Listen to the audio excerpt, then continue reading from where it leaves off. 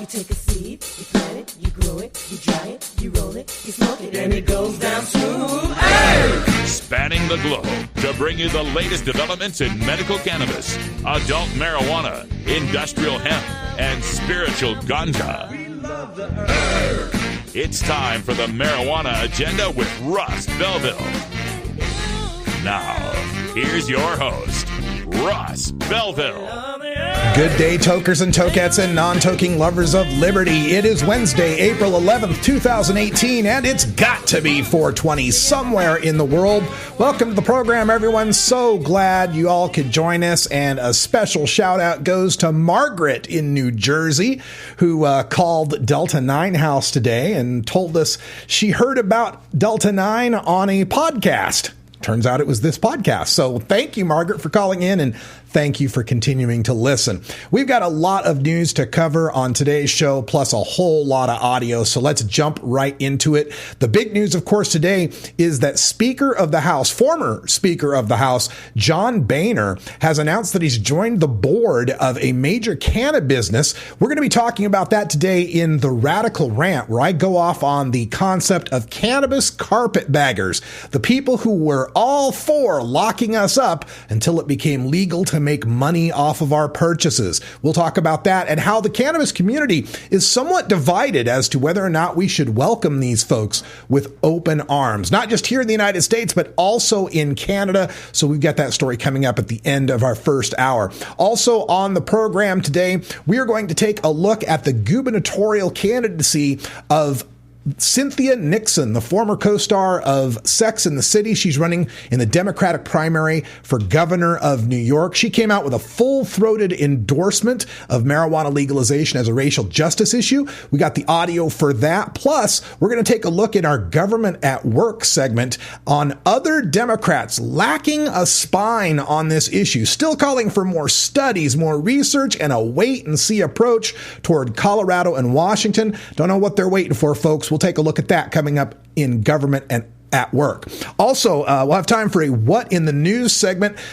Donald Trump has talked a lot about the opioid crisis and our need to find a non-addictive painkiller to replace opioids. What do you know? I've got some on me right here. So we'll talk about that and What in the News, plus a couple of new studies that bolster our point about cannabis being the exit drug, I'm saying, from the problem of opiate addiction. All that coming up on the show. Lots of audio plus hour two. But first, let's get to the news. This is your Cannabis Headline News. Brought to you by MarijuanaMoment.net, the complete source for all your marijuana news in one morning newsletter from Marijuana Majority Founder Tom Angel. Subscribe today for free at MarijuanaMoment.net. This is your Cannabis Headline News for the week of Wednesday, April 11th, 2018. I'm Russ Belville. Former Speaker of the House John Boehner has joined the board of a major cannabis business, saying his views on the matter have, quote, evolved. Boehner, who was Speaker from 2011 to 2015, presided over the House while over 420,000 Americans were arrested for marijuana crimes. Quote, I'm convinced descheduling of the drug is needed, wrote Boehner on Twitter, continuing, so we can do research, help our veterans, and reverse the opioid epidemic ravaging our communities, end quote. In 2011, however, Boehner said he was, quote, unalterably opposed to the legalization of marijuana, telling a constituent he opposed then Congressman Barney Frank's bill to deschedule marijuana because, quote, legalization will result in increased abuse of all varieties of drugs, including alcohol, end quote. New York gubernatorial candidate Cynthia Nixon has strongly endorsed the legalization of marijuana. Taking to Twitter to air a short video, the actress who co-starred in Sex and the City framed marijuana legalization as a racial justice issue. Hi, I'm Cynthia Nixon. A lot of you have been asking about my position on marijuana, so here it is. Hi, I'm Cynthia Nixon. Hi, I'm Cynthia Nixon.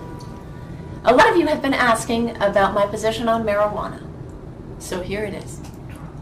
I believe it's time for New York My apologies, that clip is not playing properly. Nixon is running in the Democratic primary against incumbent Governor Andrew Cuomo, who has referred to marijuana as, quote, a gateway drug and currently favors only studying marijuana legalization. A Florida man has won the right to cultivate his own cannabis for medical purposes. The man, Joe Redner, is a 77-year-old stage 4 lung cancer survivor. Redner and other critics say that the Florida Department of Health has failed in its duty to provide reasonable access to cannabis as medicine, violating his rights under the Florida Constitution. Leon County Circuit Judge Karen Gievers agreed, finding, quote, that the Florida Department of Health has been and continues to be non-compliant with the Florida constitutional requirements, end quote. The ruling applies only to Redner, however, meaning that over 95,000 registered patients in Florida are still banned from home growing their own medicine. The Mormon Church has officially come out against a proposed ballot initiative for 2018 to legalize medical marijuana in Utah. The First Presidency of the Church of Jesus Christ of Latter-day Saints writes, quote, the public interest is best served when all new drugs designed to relieve suffering and illness and the procedures by which they are made available to the public undergo the scrutiny of medical scientists and official approval bodies, end quote. 3 in 5 Utahns are counted as members of the LDS Church. 2 in 5 are active members. However, a February poll shows 77% of Utah voters favor medical cannabis, up from 69% a year before. The initiative is just 1,000 signatures short of qualifying for the November election. The Peoria, Illinois area has become the epicenter of a deadly outbreak of synthetic cannabinoids tainted with rat poison. 69 people have reportedly been made sick, including internal bleeding, in the counties of Peoria, Tazewell, and Woodford. Another 38 cases have been reported in Chicago and Cook County. 3 people have died so far from ingesting the poison. The product is made from highly potent synthetic molecules that hyperstimulate the endocannabinoid system, intended for research labs only and not for human consumption. The product is sometimes called synthetic marijuana and is sold under brands like K2 and Spice. The Maine Senate on Wednesday approved a bill that would eventually allow legal marijuana sales in the state, setting the stage for lawmakers to have enough support to avert a potential veto by Republican Governor Paul LePage.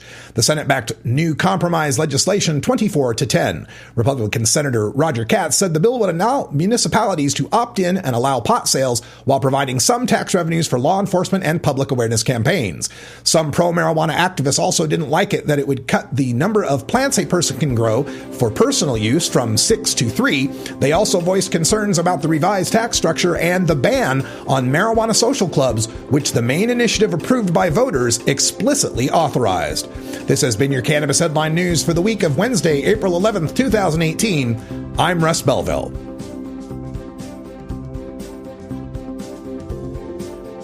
You're listening to the Marijuana Agenda with Russ Belville.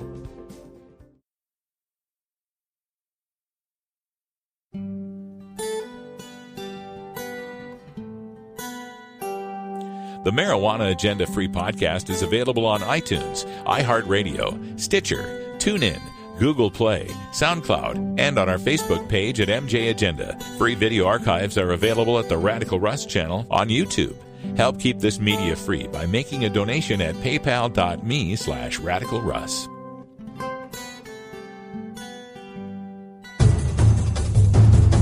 You're listening to the Marijuana Agenda with Russ Belville.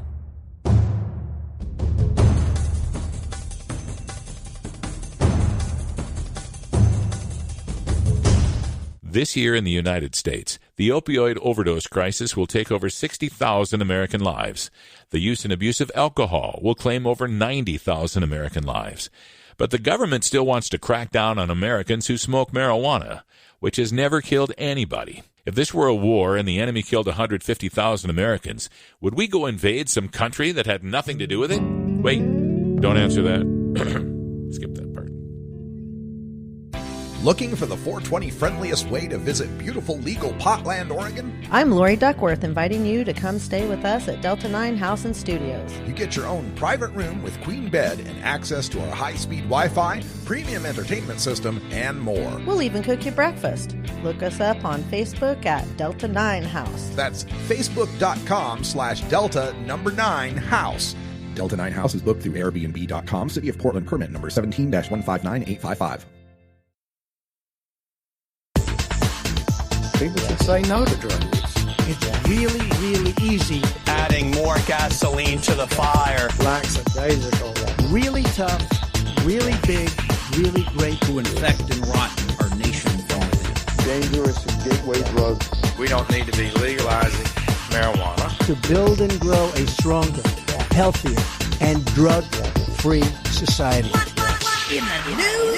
Today in What in the News, we're taking a look at the opioid overdose crisis happening in this country, where we have an estimated 60,000 people who have died of overdoses last year, more than died in the entire Vietnam War. And now, for U.S. adults, I believe it has surpassed car wrecks as the leading accidental cause of death. So this is a huge, huge issue across the country, and a number of politicians have been weighing in on this issue with various ideas about how to deal with it. Rarely do they talk about the opioid manufacturers who had a big hand in this. We've seen Insys Therapeutics founded, and some of the CEOs and executives, 5 of them, I believe, who had been charged with bribery and kickbacks, getting doctors, coercing these doctors to write prescriptions for their fentanyl-based spray off-label. Basically, it was made for cancer patients, and they were writing it for just regular old pain patients.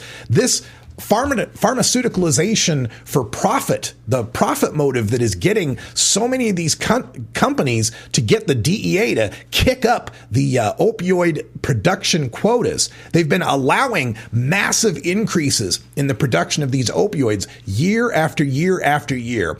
And one person who's been demagoguing on the issue, as he does just about every issue, is the current president of the United States, Donald Trump, who says that one of the keys we must examine in order to get through this opiate overdose crisis is trying to find some alternative for these people in massive pain. That includes increasing federal funding for the development of non-addictive painkillers. And we have to come up with a solution where we come up with a painkiller that's not so addictive. A painkiller that's not so addictive. If only we could think of something. If only our scientists could get to work on this. And we really need to work hard on this. I will be pushing the concept of non-addictive painkillers very, very hard. We have to come up with that solution.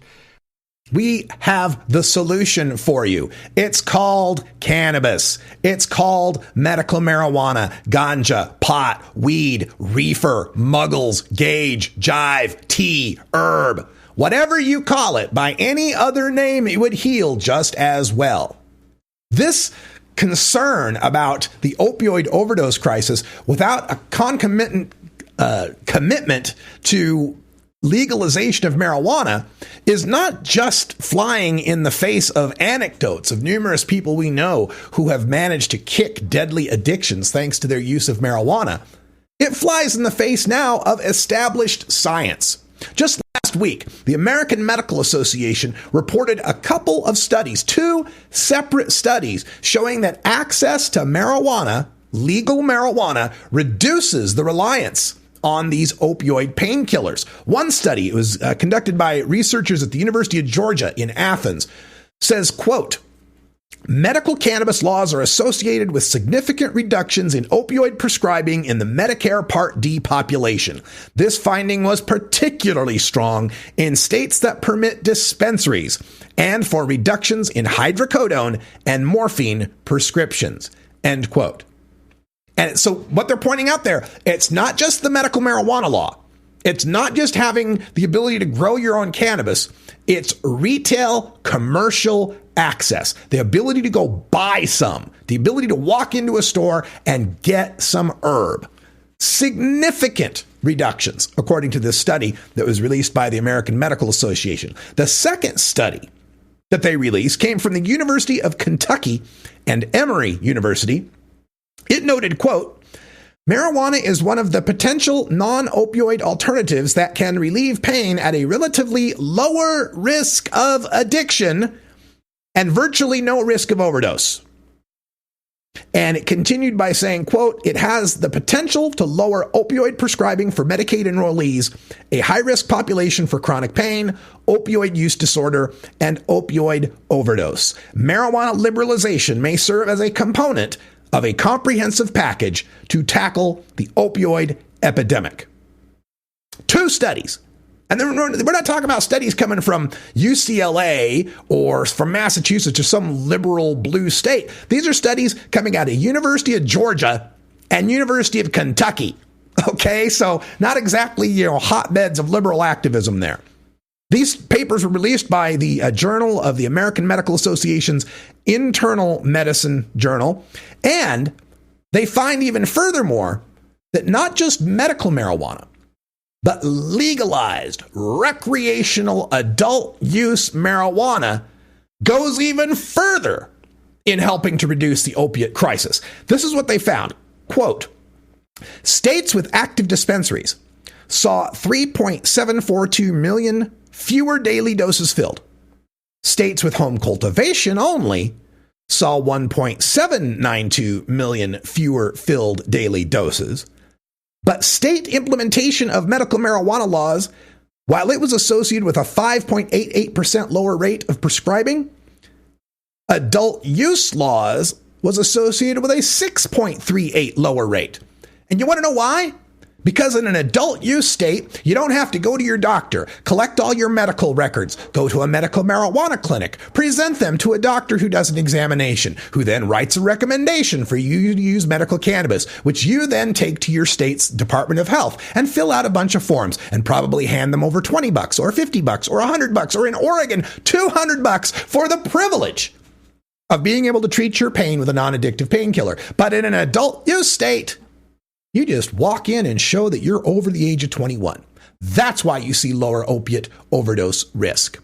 People in pain will take medicine to try to alleviate that pain. Give them the access to a non-addictive, non-toxic herb, and they will use it. And fortunately, there are some politicians who are starting to get this. In our next segment, we're going to talk about Democratic politicians who don't get it, Democratic politicians who are still lacking a spine. This next one is not one of them. Senator Kirsten Gillibrand from the state of New York, who understands what's going on here in the conflict between opioid prescriptions and medical marijuana. Or as I like to say, we don't have a war on drugs, we have a war between drugs. We have a lot of young people dying right now from opioid I don't overdose. see it as a gateway to opioids. What I see is the opioid industry and the drug companies that manufacture it, some of them in particular, are just trying to sell more drugs that addict patients and addict people across this country. And when we had a hearing on medical marijuana, the person that testified against it was from the opioid industry, because to them it's competition for chronic pain. Absolutely correct, Senator Kirsten Gillibrand. She is a co-sponsor of numerous marijuana acts, reform acts in the Senate. Cory Booker has been another great champion of medical cannabis legalization and so forth. We've got Jared Polis, my Congressman Earl Blumenauer. Back in the Senate, Rand Paul from Kentucky has always had a libertarian view on the legalization of marijuana. So Donald Trump, if you're really serious about this opioid overdose crisis and the need for us to try to get some non-addictive painkillers into the hands of the people that need them, you only need look west.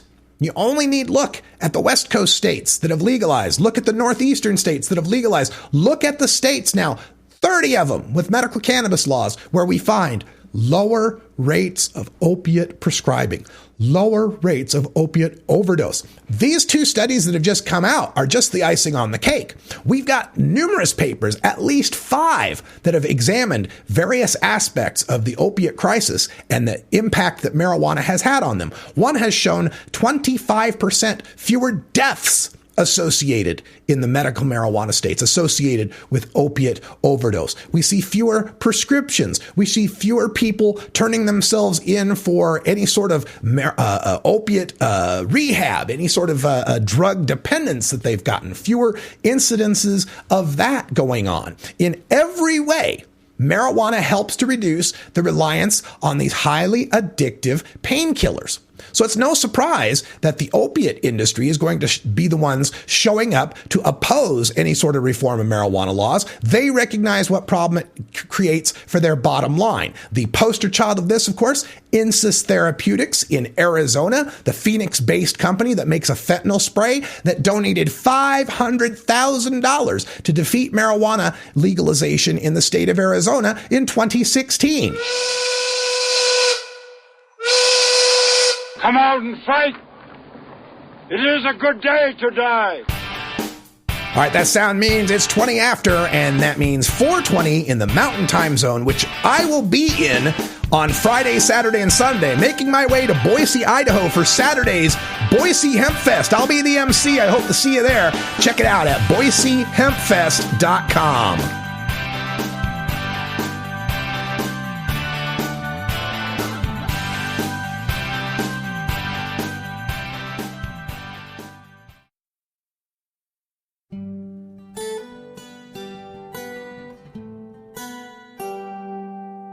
The Marijuana Agenda is a listener-supported independent podcast brought to you by Radical Russ Media, LLC. Subscribe to our VIP feed at mjagenda.com for access to our ad-free podcast segment archive. Make a one-time donation to support the Marijuana Agenda at paypal.me/radicalruss. You're not high.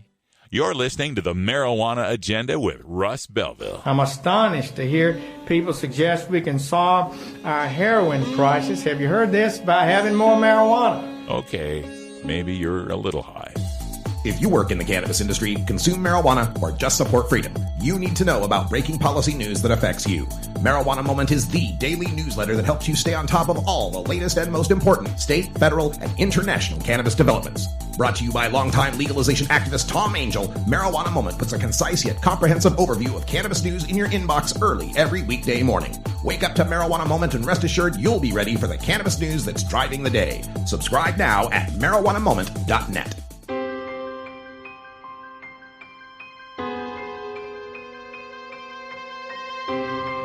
Now, in the interest of fair and balanced journalism, the Marijuana Agenda presents this anti-drug public service announcement.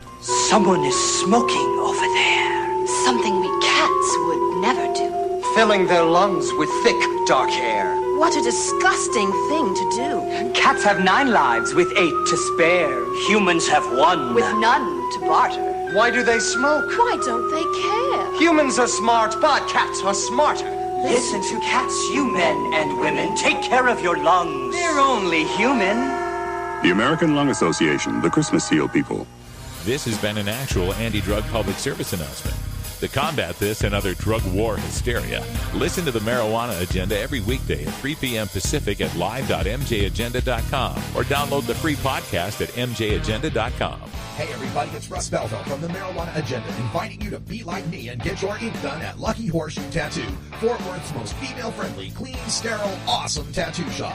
Thomas and his crew are true artists who can design you a custom piece or use a design you bring in. Lucky Horseshoe also offers all styles of tattooing as well as piercings and all-around fun. In the DFW area, stop by Lucky Horseshoe Tattoo and tell them Radical Russ sent you. Trust me, it'll feel awesome. You're listening to the Marijuana Agenda with Russ Belville. I discovered that it didn't make any difference whether you smoked reefer in the white classmate's sparkling new van or in the dorm room with some brother you'd met down at the gym. Learn more at mjagenda.com. New beginner guitars and banjos are often constructed much better than ones built before your time. Why struggle? Get a new instrument or fix the old one. The trusted professionals at the Fingerboard Extension will evaluate your instrument for free. Repairs are priced for people who work for a living. Stop by the Fingerboard Extension downtown Corvallis at 120 Northwest 2nd Street today or check out its inventory on the web at fingerboardextension.com.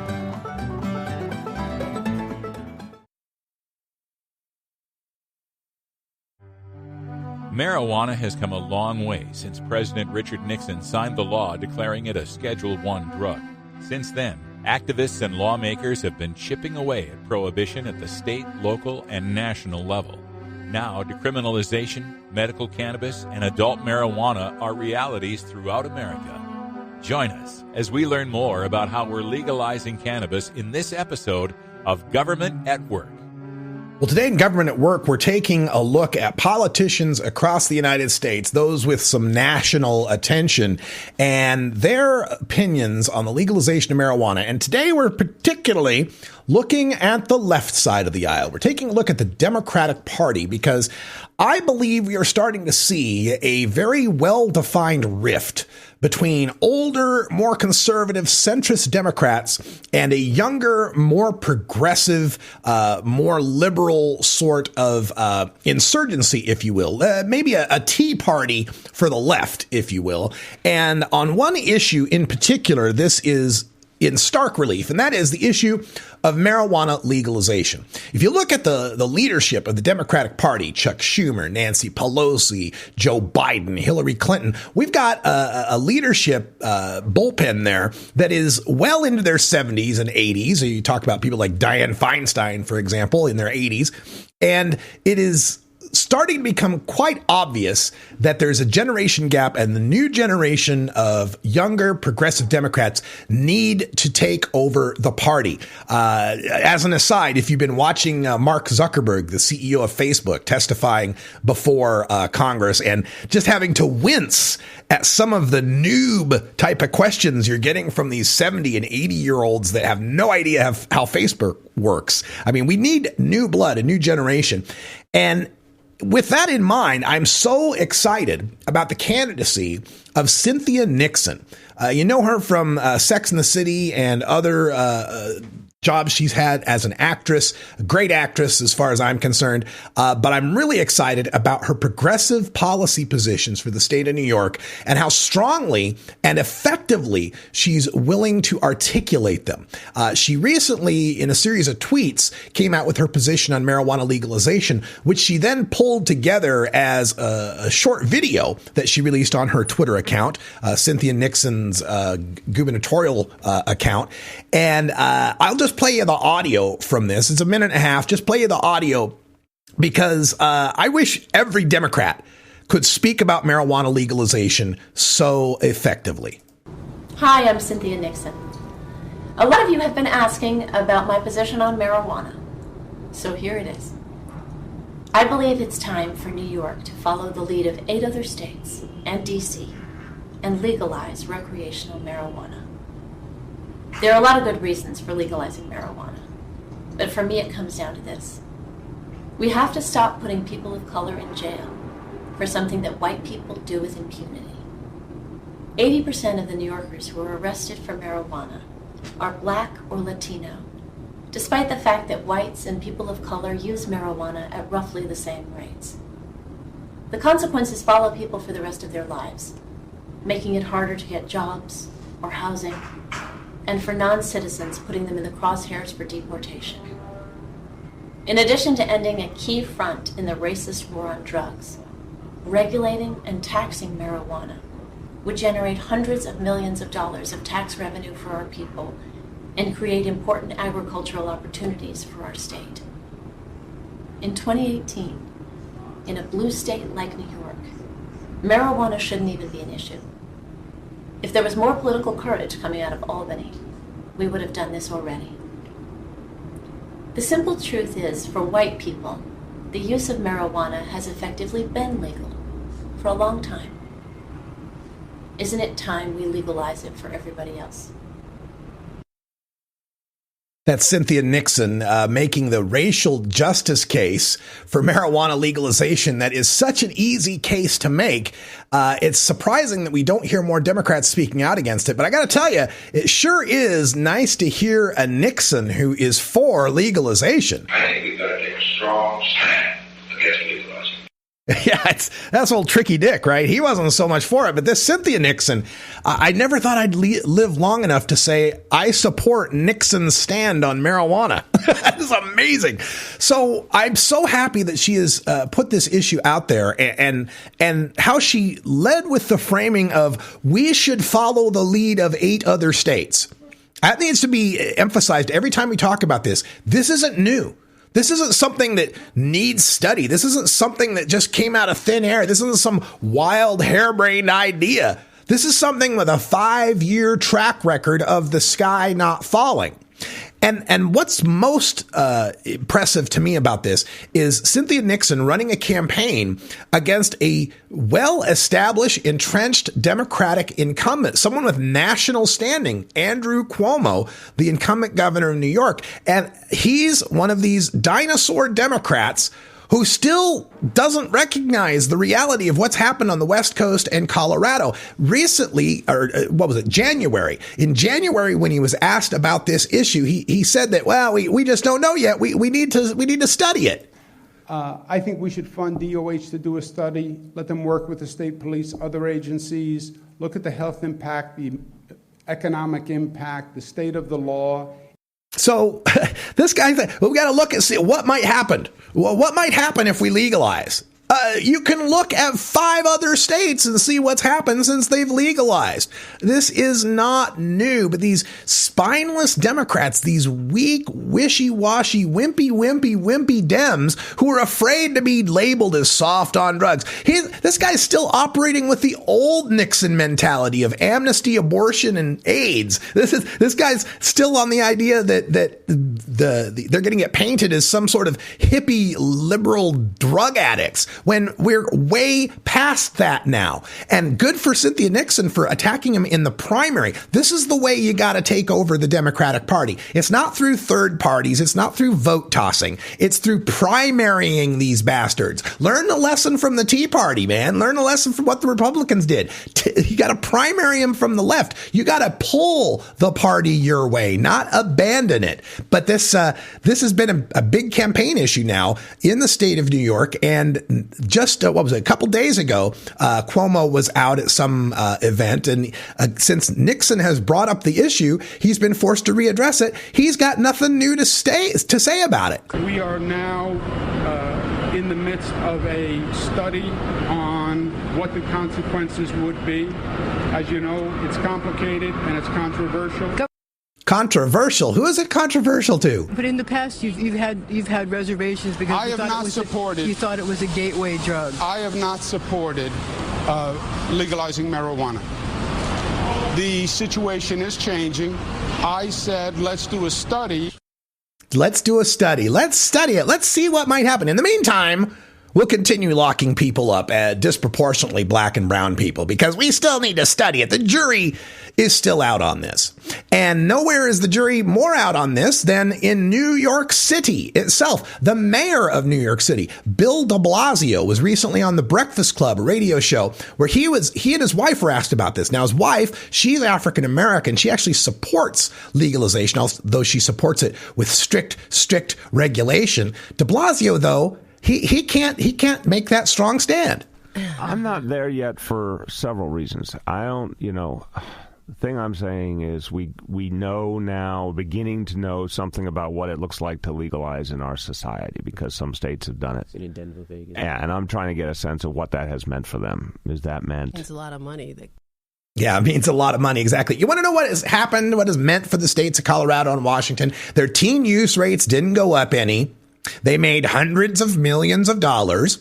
They saw far few people dying from opiate overdoses. They've seen no real increase in traffic fatalities or deaths. They've seen people still going to work. They've seen kids still going to school. The sky hasn't fallen.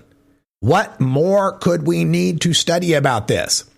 But to guys like de Blasio, we got to understand that underneath this exterior, there's what fuels a lot of this is a disdain for the cannabis consumer. It's a canna bigotry. It's a those people problem.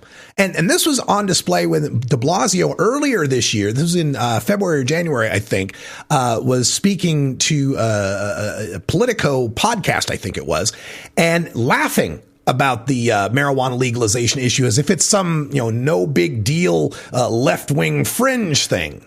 I think it's reached a normal level in the sense of what we were trying to achieve. We said we would end arrests for possession of small amounts of marijuana. The only way you get arrested if you have 25 grams or less of marijuana is if there's something else going on. So there's there's something else. Nobody really gets arrested. It's that same thing again. So would I like to see the number go down? Sure, I'd like to see the number go down, but that would involve people not committing the original offense to begin with. If you want to see fewer marijuana arrests in New York City, well, you got to stop smoking pot.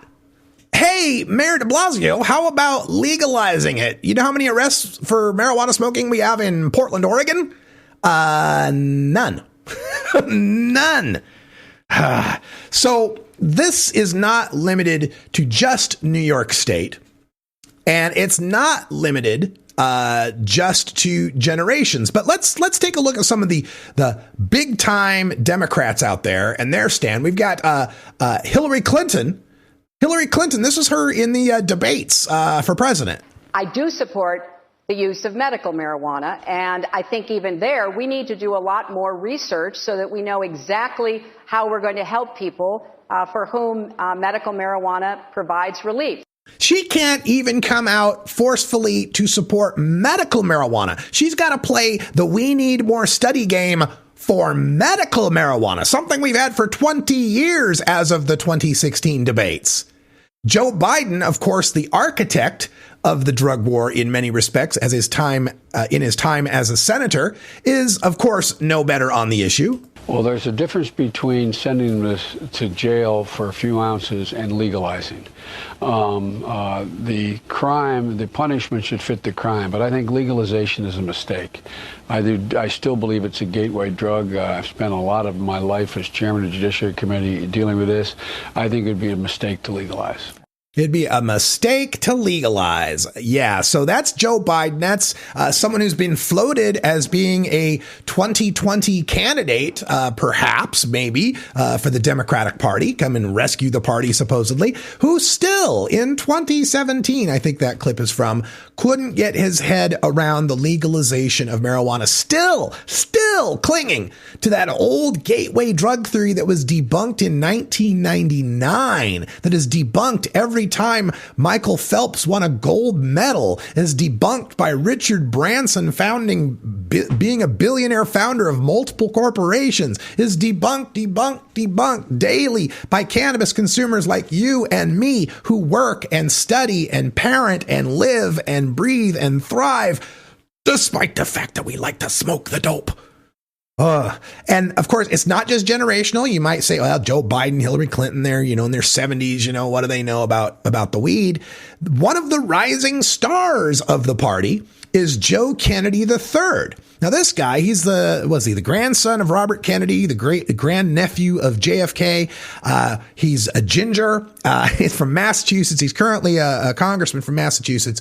Joe Kennedy III appeared on Jimmy Kimmel's show recently, and they discussed the issue of marijuana legalization. Of course, Kimmel held his feet to the fire better than most of the guys like on Meet the Press or any of these political talk shows.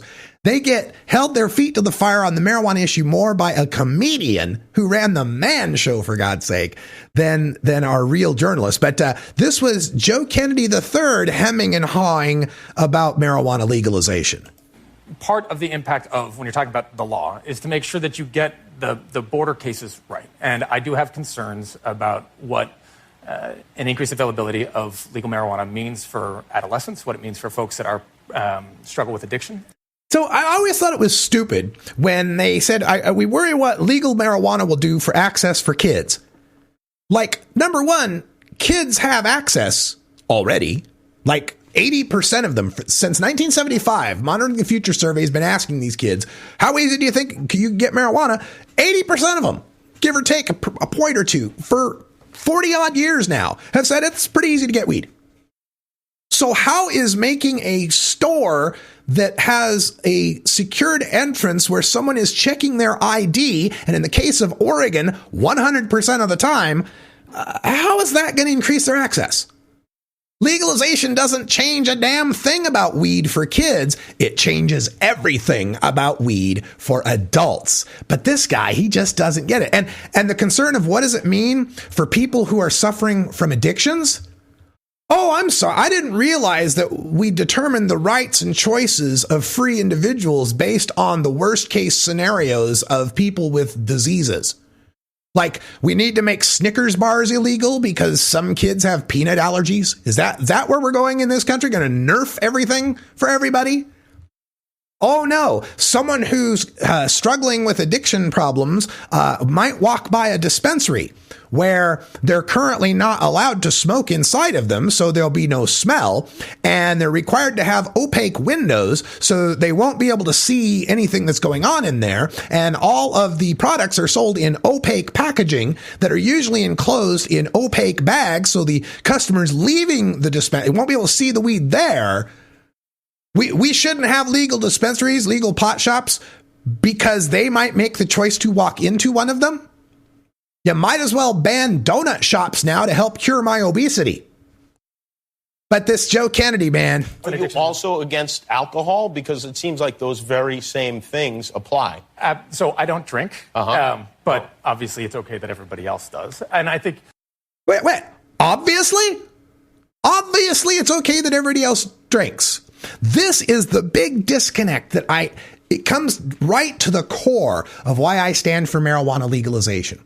The idea that we live in a society, not just the United States of America, but most of the Western world, the non-Muslim world, that is awash in alcohol. The alcohol is so intricately weaved into every bit of our culture, to the point where the president can have beer summits, to the point where there's toasts for people's weddings, there are wakes for people's funerals, where alcohol is part and parcel of just about everything we do.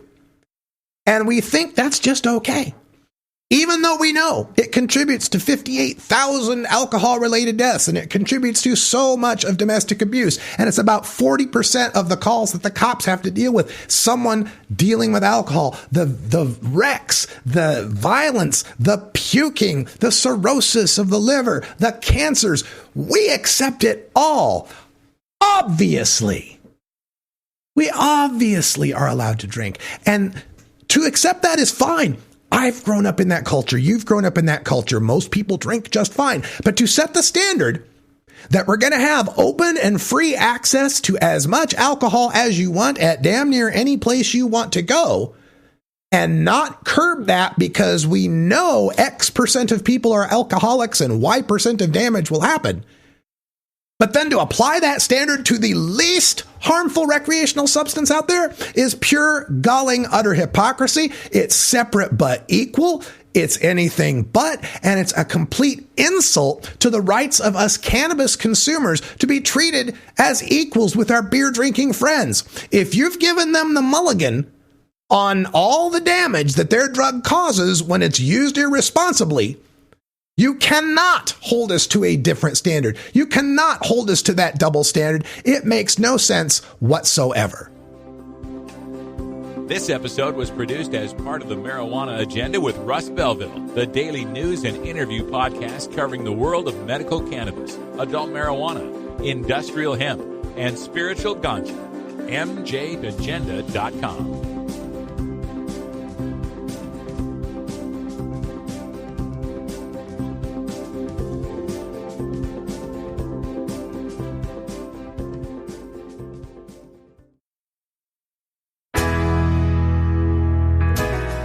Health Cannabinoid, your ACMPR experts. Consultation services for medical cannabis. Visit healthcannabinoid.com or call 1-800-906-1383. That's www.healthcannabinoid.com or call 1-800-906-1383. Health Cannabinoid.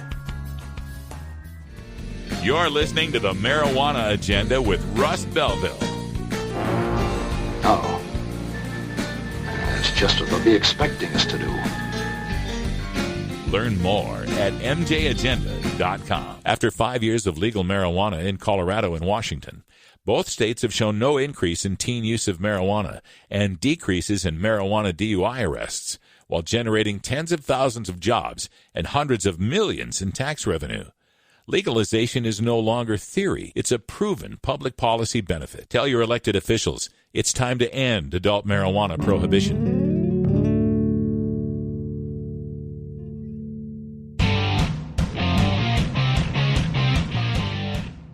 The Marijuana Agenda with Russ Belville is brought to you by Cannabis Kamikaze, a professional licensed producer from Canada producing 3 pounds per light. Follow Cannabis Kamikaze on Twitter at Cannabis Kamikaze. That's at Cannabis, Kamikaze. Cannabis Kamikaze.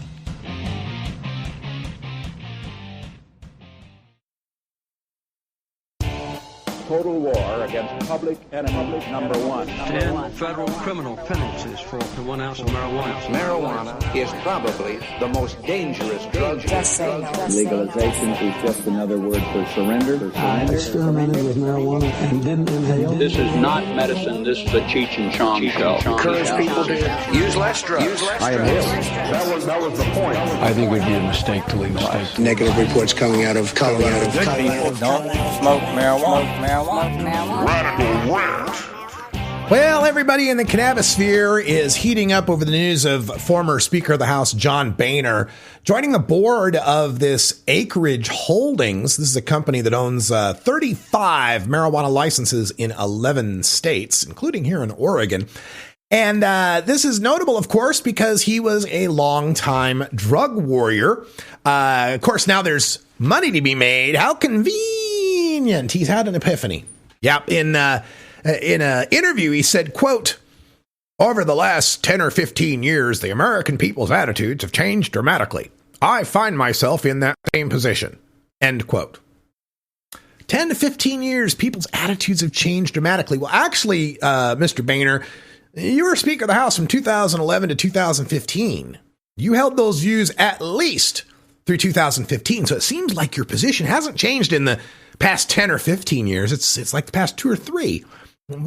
What's different now in the past 2 or 3 years? Well, I'm sure I'll think of it. He also released a tweet on his @Speaker Boehner account. Interesting that I guess he can still call himself Speaker. He could get that title for life, I guess. It's kind of like we still call President Carter, right? All right, so his tweet says, "I'm joining the board of Acreage Holdings because my thinking on cannabis has evolved. I'm convinced descheduling the drug is needed so we can do research, help our veterans, and reverse the opioid epidemic ravaging our communities." Now, descheduling, folks, that's farther to the left than most Democrats even go on this. Descheduling means taking it out of the Controlled Substances Act altogether, like alcohol, like tobacco, like no prescription, no doctors, no federal concern over it whatsoever. And it would be a matter wholly for the states to deal with. He even made a mention of that with the 10th Amendment being states' rights. It was either him or Governor Weld that also is joining this board.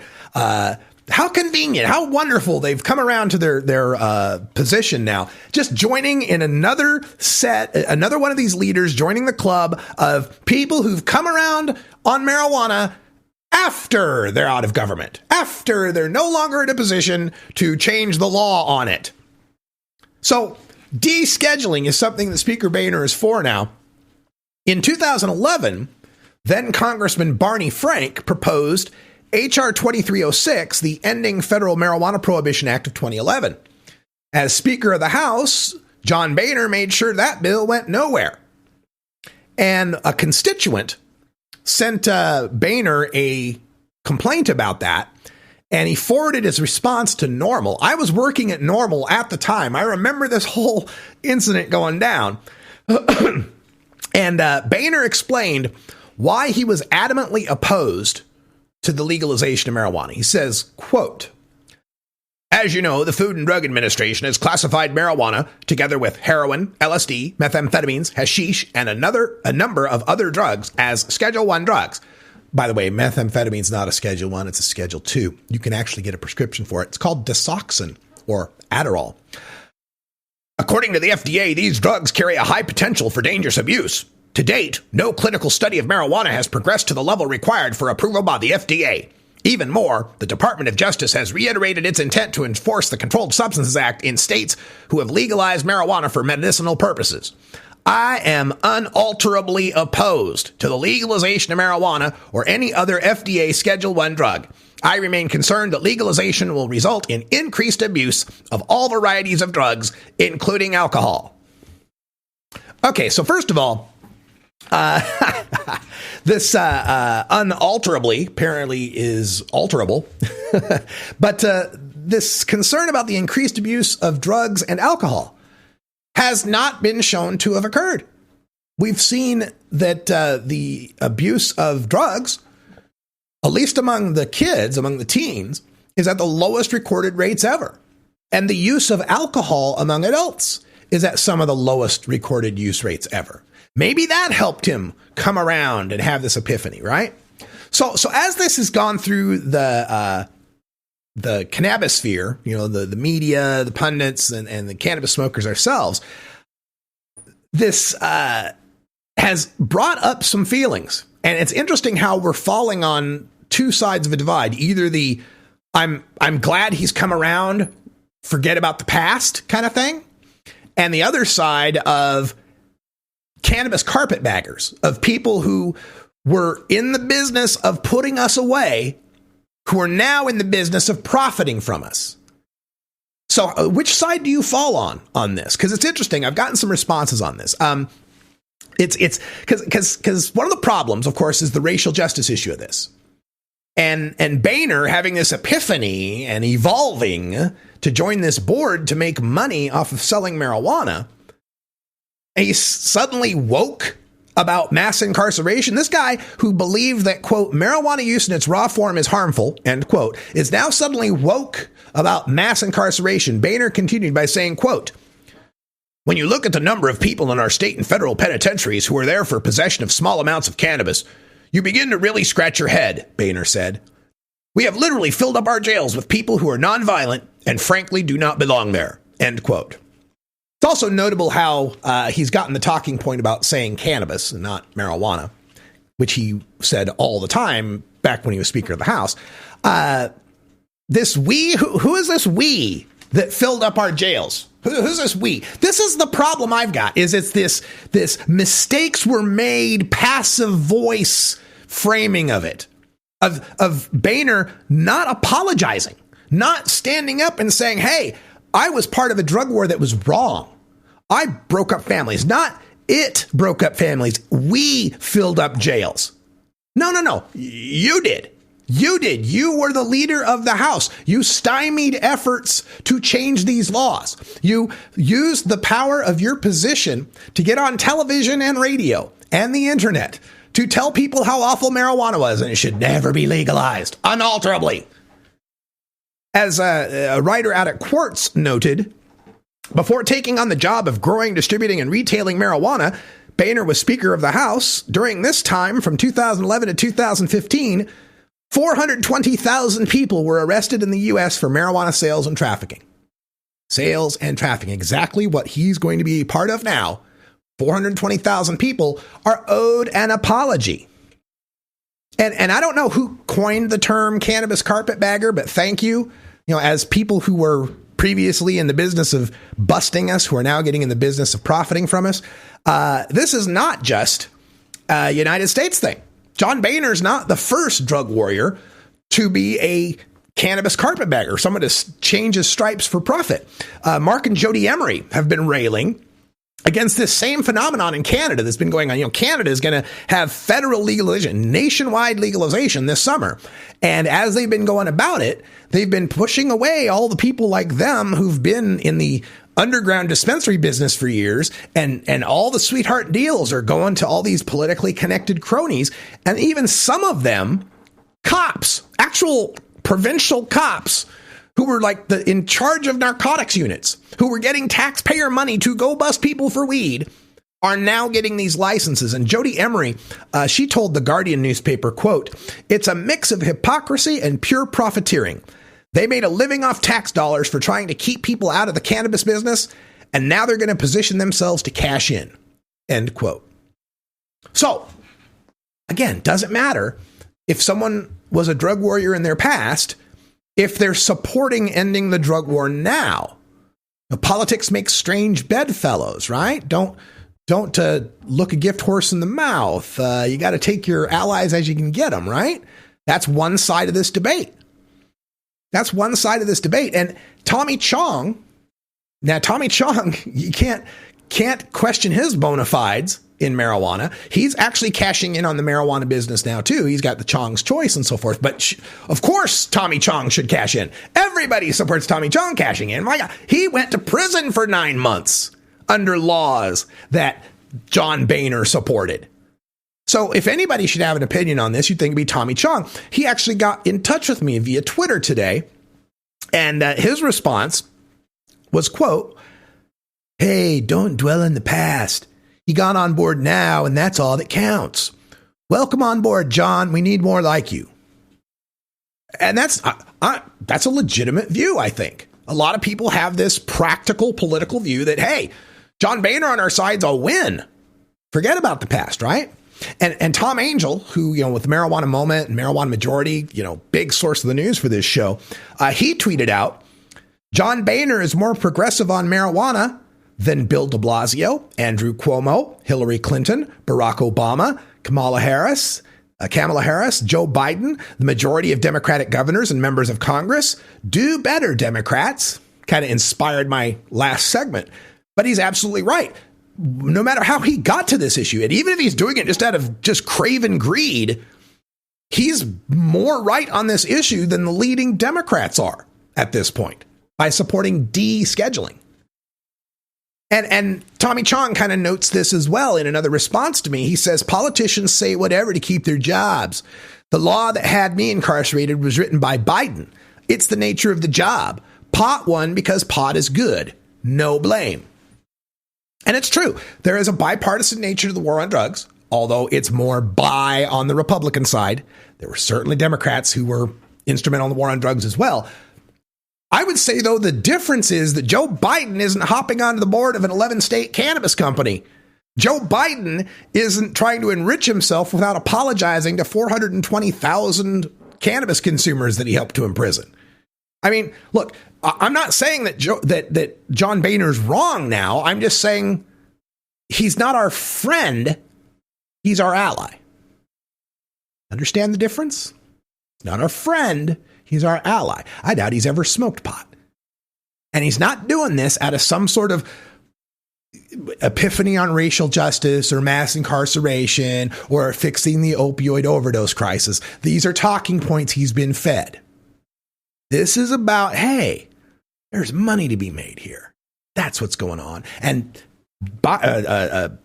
Boehner, coming from tobacco land, knows all about, making some money on some agricultural drugs.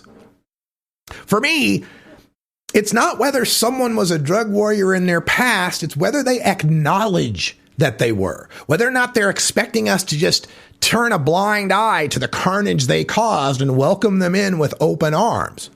Maybe it's just, call it my Lieutenant Aldo Rain Inglorious Bastards approach to cannabis carpetbaggers. I want to give them something they can't take off. I'm glad Boehner's finally on the right side. Finally on the right side, though. It would be better if he came to the light out of virtue rather than greed. If he'd have made these pronouncements about mass incarceration or the opioid crisis or helping our veterans independently of joining some corporate board that's going to make money, well, then they'd land with some more moral weight. But for him to mouth these platitudes in conjunction with joining a board to make money without so much as "I'm sorry I helped lock y'all up," shrouding his drug war leadership in this mistakes were made passive voice, makes his evolution kind of ring hollow to me.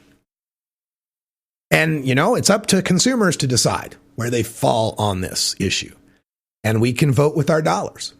Here in the state of Oregon, Acreage Holdings is running dispensaries called Cannabliss.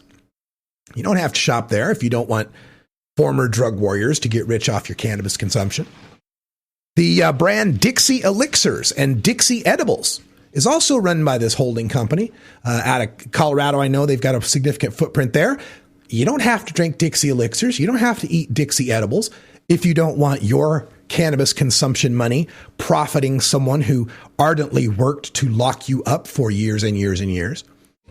You can go onto their website at acreageholdings.com and you can take a look at all the locations. They've got half the dispensary locations in Maine. They've got, 1 out of 4 of them in Connecticut. A few of the others out there on the East Coast. You can look up and see which places are Acreage Holdings, and you can decide not to spend your money where someone who was third in line to the presidency kept fighting to lock you up. Follow MJ Agenda on Facebook, Pinterest, Instagram, YouTube, and follow MJ Agenda Show on Twitter. Learn more at mjagenda.com. For everyone here at Delta 9 House and Studios, I'm Radical Russ. Thanks for joining us. Tune in for Hour 2 Toker Talk Radio, available to our VIP patrons at mjagenda.com. And until next time, take care of each other, tokers.